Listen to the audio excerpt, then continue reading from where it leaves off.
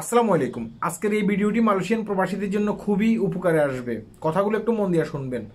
Malaysia Zahur বারুতে একটা cleaner কোম্পানিতে কাজ করে আমাদের কিছু বাংলাদেশি। অনেকেরই ভিসা আছে, আবার অনেকেরই ভিসা নেই। 7-8 মাস যাবত সেই কোম্পানিতে তারা কাজ করে, একটা ক্লিনার কোম্পানিতে। তো যেহেতু তাদের কাছে ভিসা নেই, তারা কি করে, সেই টাকাটা বিকাশের মাধ্যমে ফাটায়। এখন বিকাশের মাধ্যমে কে ফাটায়? তাদের ভিতরে একজন ব্যক্তি আছে, সেও ক্লিনার। তার কাছে সমস্ত টাকা, যারা টাকা পায় সবাই মিলে টাকা পাইলে তার কাছে জমা দেয়। হ্যাঁ, জমা দিলে সে কি করে, ওদের বাড়িতে টাকাগুলো ফাটিয়ে দেয়, সেই বিকাশের ব্যবসা করে।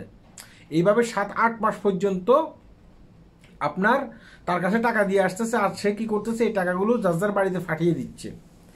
এই মাসে অ্যামাউন্টটা একটু বেশি হয়েছে, সকলের। তো সকলে কি করছে, তার কাছে টাকা দিছে। কেউ 2000 টাকা দিছে, কেউ 3000 টাকা দিছে, কেউ 1500 টাকা দিছে। সে কি করছে, এই সমস্ত টাকা নিয়ে সে ভেগে গেছে। অর্থাৎ তাদের বাড়িতে টাকা ফাড়া নাই, সে সমস্ত টাকা নিয়ে ভেগে গেছে। এখন এই লোকগুলো কান্নাকাটি করতেছে, চিৎকার চেঁচামেচি করতেছে। তারই একটা রেকর্ড আমি আপনাদেরকে শোনাচ্ছি, কথাগুলো একটু মন দিয়ে শুনবেন, এটা আপনার উপকারে আসবে। আসসালামু আলাইকুম ভাই, ভালো। এই লোকের বাড়ি হচ্ছে আপনার মেহেরপুর সদর থানা আমরাচুপি গ্রাম। আর ইনি দীর্ঘদিন এখানে জোহরবাড়ি ছিল, কাজ করতো। আমরা R&F মল আছে সিঙ্গাপুর মালয়েশিয়া ব্রিজের যে এখানে আমরা ক্লিনারের কাজ করি। দীর্ঘদিন উনি 1-1.5 বছর যাবত এখানে কাজ করতেছে, ওনার রুমমেট যারা আছে। তো দীর্ঘদিন এই বিকাশের লেনদেন করে, উনি টাকা পয়সা দেয়, পাঠায়, সকলের কাছ থেকে নেয় দেয়। তো আজকে ওরকম গতকালকে বেতন পাইছে, সবাই এরকম টাকা দিছে 1000, 1500, 1200 এরকম করে। আমি নিজে 2220 টাকা দিছি। এরকম দেবে সবার কাছে, এরকম টাকা পয়সা নিয়ে মোটামুটি বলছে যে লাঞ্চ টাইমে দেয়, পাঠায় দেবে। অতীতও এরকম দিছে, আজকেও দিবে, এই ভরসায় মোটামুটি সবাই দিচ্ছে। তো সেভাবে সবাই দেশে, উনি পরবর্তীতে আর কি লাঞ্চের পরে আমরা যোগাযোগ করতেছি বা গেছে কিনা, উনার নাম্বার আর বন্ধ পাচ্ছি, উনারে যোগাযোগ করতে পারতেছি না এখন পর্যন্ত, কন্ট্যাক্ট করতেছি পাচ্ছি না, উনার ফোন টোন বন্ধ, যোগাযোগ দিচ্ছেন। এই হচ্ছে অবস্থা। আমাদের টাকা পয়সা নিয়ে উনি উধাও হয়ে গেছে। আমরা নতুন কলিং এ আসছি সবাই, আমরা ভাষা জানি না, বুঝি না, খুব একটা জায়গা বই চিনি না।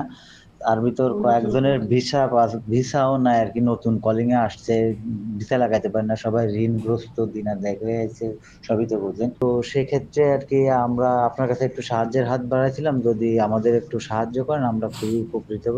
নতুন মানুষ, সবই তো বুঝতেছেন যে অনেক দিন ঋণগ্রস্ত হয়ে আইছে। আশা করি বুঝতে পেরেছেন। এখন এই লোকটার ছবি এবং কি পাসপোর্ট আমার কাছে ফাটানো হয়েছে।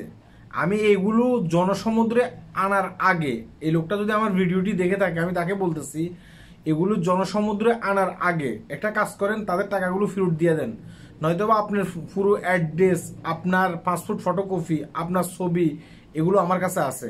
এটা নিয়ে প্রয়োজনে আমি আগামীকালকে আরেকটা ভিডিও তৈরি করব। কারণ আমার সময় নেই, কারণে মানে এখন সময় পাইতেছি না, এই কারণে আমি ভিডিও তৈরি করতেছি না। আপনি মালয়েশিয়া যেখানে থাকেন না কেন, আপনার ফোন নাম্বার আমাদের কাছে আছে। হ্যাঁ, আপনার মালয়েশিয়া যেখানে থাকেন না কেন, আপনাকে আমরা টানিয়ে আনবো, আপনাকে প্রয়োজনে পুলিশের হাতে তুলে দেব। ওদের কয়েকজনের ভিসা নাই, তাতে কি হয়েছে? আমাদের তো ভিসা আছে, আমরা তো তাদের মতো বাংলাদেশি ভাই, তাই না? তাদের উপকারে হ্যাঁ আমরা অবশ্যই এগিয়ে যাব। তাই ভিডিওটি আপনিও শেয়ার করবেন। কারণ অনেকে আছে ক্যাম্পের ভিতরে বিকাশের ব্যবসা করে, সুযোগ বুঝে আপনার টাকা নিয়ে পালিয়ে যেতে পারে। এই কারণে ভিডিওটি করতেছি। সবাই ভালো থাকবেন, ভিডিওটি শেয়ার করবেন। আল্লাহ হাফেজ।